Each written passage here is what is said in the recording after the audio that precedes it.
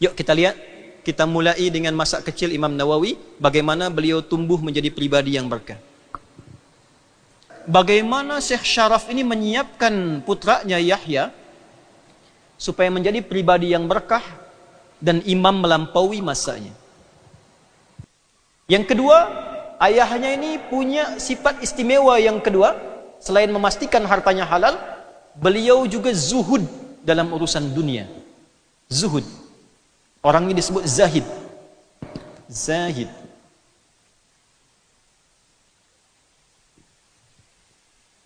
Zuhud itu bukan tinggalkan dunia, bukan. Tinggalkan dunia, lari ke gua saja, ke kahf, tak. Lari ke gunung-gunung, tak.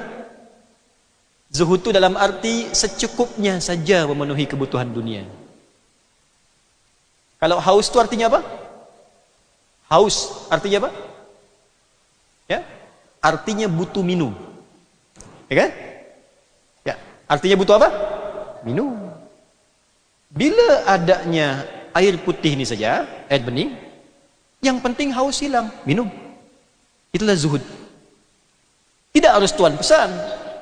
Mana avokadonya? Mana buah naganya? Ya, saya pengen naganya yang dari China sanalah. Bila semua diinginkan, itu syahwat namanya.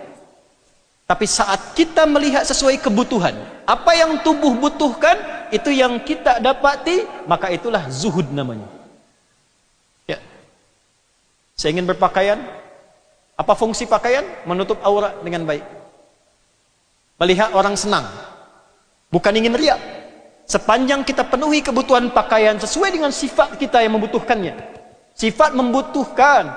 Janganlah pakai jas, pakai dasi, pergi ke tani, sawah, berkebun. Kan bukan sesuai sifat. Sesuai sifat kebutuhan kita dapatkan, zuhud. Tak semua yang kita tengok di mall itu pengen kita beli. Hah? Apakah salah membeli dengan harta yang halal? Tak salah. Tapi kalau tuan-puan ingin memiliki sifat zuhud, maka yang pertama standarnya, batas standarnya adalah yang dibutuhkan oleh diri kita, itu yang kemudian kita persiapkan. Nah, ayah Imam An-Nawawi ini, Syekh Syaraf ini, melihat sifat zuhudnya sebagai timbangan di akhirat kelak. Hisab.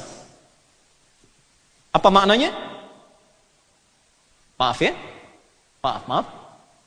Ya, mohon ampun nih saya tanya nih. Kita nih dihisab tak di akhirat? Hisab. Diri kita saja atau semua yang melekat pada diri kita? Semua. Artinya pakaian tuan-puan, pakaian saya pun dihisab. Ya? Kereta itu dihisab. Kasut dihisab. Semua dihisab.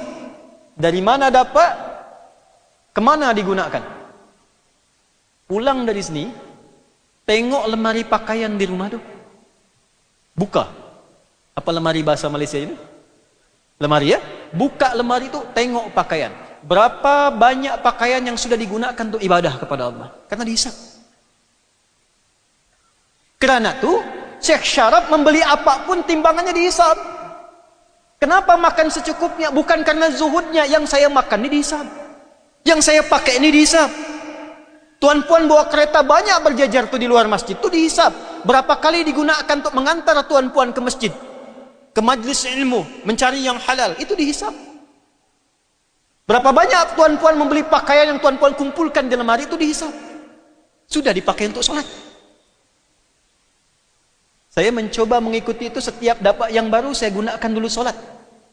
Sehingga ketika dihisab, ya adi hidayat, dari mana engkau gunakan, kemana engkau pergunakan, dari mana engkau dapatkan, ya Allah engkau yang maha tahu, hamba dapatkan hadiah dari si fulan. Kemana engkau gunakan, pakaiannya bicara, ya Allah saya digunakan oleh hambamu adi hidayat untuk menunaikan solat sujud kepadamu. Adakah di antara perangkat hidup kita yang belum digunakan untuk ibadah?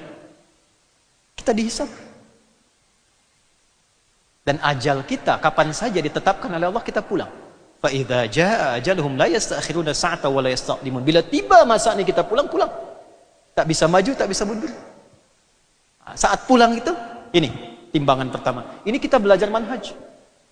Nah, bila hidup ini sudah begini, semua kerana Allah, makan kerana Allah, yakin akan dihisab, itulah ihsan.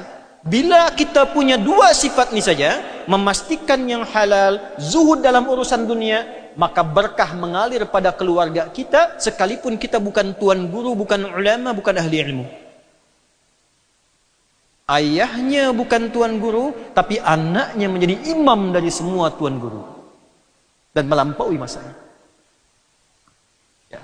Jelas sampai sini? Paham kan? Bila sudah paham, kita tutuplah.